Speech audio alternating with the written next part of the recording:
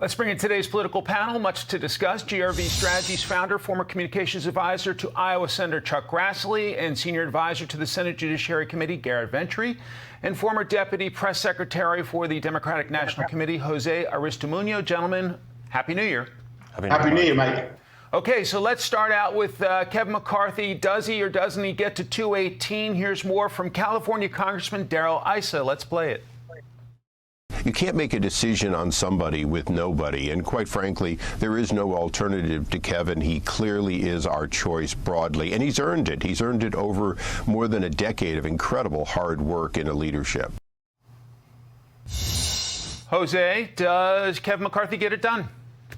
I think he will. I think he will show. Look, I think he'll get the 218 votes needed, Mike, but he does show that the Republican leadership is somewhat divided. So the question is, I wouldn't be. He's going to get elected. I'm not surprised by that, but I think, can McCarthy actually lead the Republican House to get things done for the American people? That's really the big question. At last check, Arizona Republican Congressman Andy Biggs is still holding out. Let's hear from him. I don't think so. I do not think so, and here's why. He's got a body of work. You go back to 17 and 18. Look at why we had Democrats voting for the Republican budgets, because the Republicans didn't want those budgets, but the floor leader, Mr. McCarthy, cut those deals with the Democrats. Garrett, is this new Republican majority in the House at risk of stumbling out of the gate with a fight over their next leader? Well, I think it's clear, and Congressman Issa is right about this. I mean, Leader McCarthy has very strong support within the conference. He is the Republican nominee based on the conference vote. If you look at his vote coming out of conference is right on par with Speaker Paul Ryan and Nancy Pelosi, who both became Speaker. He crisscrossed the country, shattered fundraising records. Now, look, the majority is a little more slim than a lot of people, forecasters, pollsters, and operatives thought it would be. But the reality is here that Republicans are going to unify around Kevin McCarthy. There cannot be chaos on the House floor here. We've got to get right to work for the American people. Start doing investigations, start implementing the commitment to America. So I think he does get there. And I think you got to remember, Kevin McCarthy has shown he's willing to deal with conservatives. Jim Jordan opposed him in 2018, and now he's one of his strongest allies, a member of the Freedom Caucus, as is Marjorie Taylor Greene. So I think at the end of the day, Republicans will come together. He's willing to make concessions smartly. And he is the only one right now who's a viable candidate, and I believe he will become the next Speaker of the House for Republicans. One possible concession would be the motion to vacate the chair, which means that some members of his own ranks could basically decapitate the speaker at any time. And he's not going to go there, is he, Garrett? I mean, that's going to be a discussion that him and his team are going to have with members to see what the appetite is there. There's obviously more moderate members that have some concerns about that.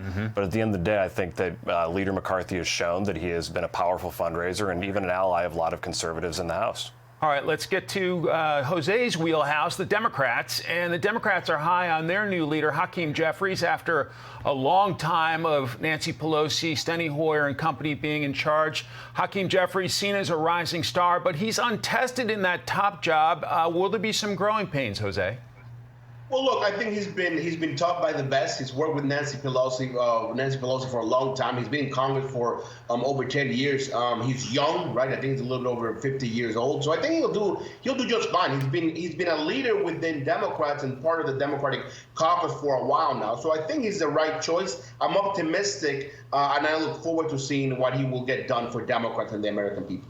Okay, let's talk about the border crisis, gentlemen. A hot issue as we start a brand new year. Record numbers crossing the border illegally. To that border crisis, a Republican congresswoman from Texas says Democrats are spending on it, but not on the right priorities. Let's play it. They just passed the largest omnibus in our nation's history, $1.7 trillion. $800 million of it went down to Customs and Border Protection, but not to protect or to secure our borders, but to do things like pay for tents, pay for barbers, pay for transportation of these folks through our country. Garrett, what about that concern from Congresswoman Van Dyne? So just so folks know what Title 42 is, it's thrown around a lot. It was a COVID-era policy that was implemented that essentially allowed Border Patrol agents to expel migrants who are flooding the border, obviously, Mike, as you pointed out, at record paces here. And what you're seeing at the Border Patrol, it's being overrun in a lot of ways, and the Biden administration seems not really interested in doing anything about it. Obviously, the Supreme Court stepped in here. It sets up a future battle, but you have fentanyl coming across the border. You've had multiple very dangerous terrorists attempt to cross here. And so it's shocking to me that Democrats don't want to fix with this. Now, as the Congresswoman pointed out, it's also very interesting that they've sent in their $2 trillion omnibus billions of dollars to secure the border in other countries, but not here. That's obviously a problem that House Republicans have identified and will work to fix. And we'll have a lot of leverage going into spending bills and a number of other issues to be able to try and get a fix here going forward. Jose, let's get you into this conversation on the border. What do Democrats do in the new year? Look, immigration is a tough issue for both Republicans and Democrats. I agree with Garrett that part of this is can Congress come together and not just put money, but put money in the right places. So border enhancement, I think it's important. I think we got to do something when it comes to that. The real long-time solution, Mike, for this is comprehensive immigration. Mm-hmm. There's no way about it. I think that there was a bill that was put in place in December that said, let's help the dreamers, right? Those young kids who came to this country and no fault of their own, and let's put money behind the border. This year, there's been record apprehensions at the border. So it's not that the Border Patrol are not doing their jobs. They're doing their jobs, but they actually need more resources. So if Republicans and Democrats can come together and get immigration reform done for the American people, I think that will be a great goal for 2023. Can they get it done? That's a big question. That's a great question. Garrett, as a guy who covered the Hill for more than a decade, the thoughts of comprehensive immigration reform scared some folks. Divided government is an opportunity to get some things done if there's the willpower to do it. Do they get at least partial immigration reform done in this new divided government? Well, I think we've seen this before. President Trump obviously offered a deal on DACA with House Democrats for border wall funding, and that fell through there. You know, we've seen this since really 2008 and even previously to that, where both parties, where there is a divided government essentially, and a lot of stuff doesn't get done here. So I wouldn't be generally that optimistic about something getting done on immigration reform broadly, but on securing the border, I think both parties should be able to come together, provide resources for Border Patrol agents who are serving districts not even just in Texas, but all the way up in New York and other places as well. Garrett Ventry, Jose Aristimuno, gentlemen, thanks so much. Happy New Year. Happy New Year, Mike. Good to be with you. Hey, Sean Hannity here. Hey, click here to subscribe to Fox News YouTube page and catch our hottest interviews and most compelling analysis. You will not get it anywhere else.